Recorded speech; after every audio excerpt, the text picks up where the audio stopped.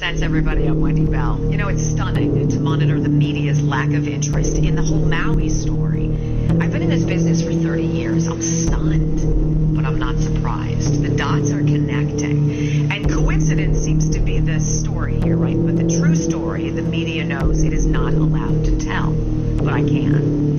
Is it a coincidence that the Maui police chief is the same man who was in charge in Las Vegas during that massacre that killed 58 people?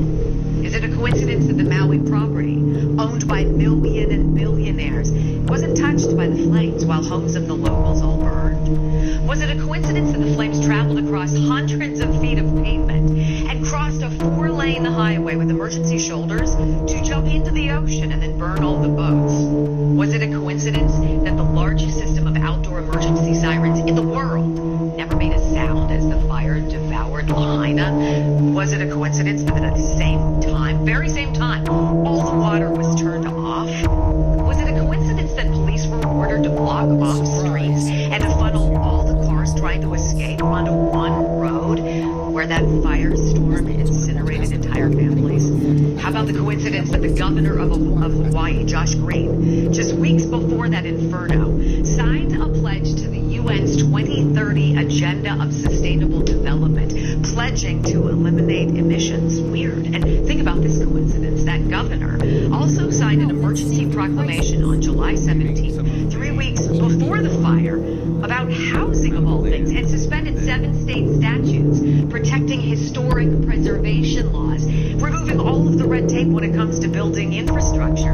Coincidentally, that emergency proclamation also suspends previous building laws and gives the governor some magic wand power to appoint a housing czar to rule on the island's redevelopment. Is it a coincidence that the government put up a black fence around Lahaina, or that the FAA grounded all drones from flying over the affected areas? Is it a coincidence that since at least 2011 there have been plans to make Maui the first smart city run by 100% renewable energy, and that coincidentally 2 of the 3 largest landowners on Maui are BlackRock and the U.S. government, and that both are part of the UN's agenda? It must be a coincidence then that the locals whose homes did not burn are now being evicted from their property. And of course, a total coincidence that all the fact checkers who are checking these facts, who say everything I just told you is just a coincidence, are also owned and run by BlackRock. Thank goodness none of these coincidences is connected.